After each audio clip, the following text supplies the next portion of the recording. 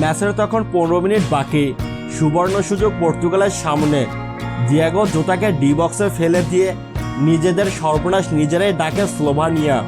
Plenty থেকে এই গোল পর্তুগিজদের নিয়ে যেতে পারে কোয়ার্টার ফাইনালের মঞ্চে, কিন্তু হতাশ করেন রোনালদো।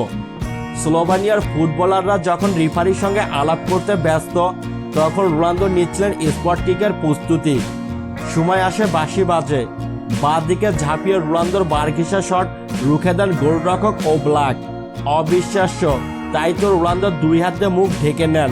মাঝ বিরতিতে দেখা যায় এক করুণ দৃশ্য।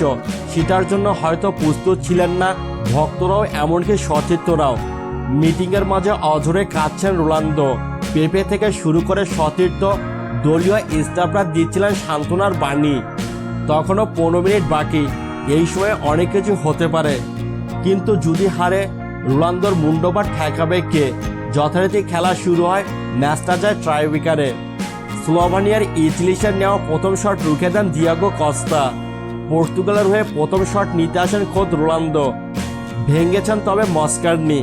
এবার মারলেন বাঁদিকে বারঘিসা শট। ঠিকই ঝাঁপিয়ে দিয়েছিলেন ওব্লাক, কিন্তু এবার ভাগ্যদেবী ছিলেন রোনালদোর সঙ্গে। গোল।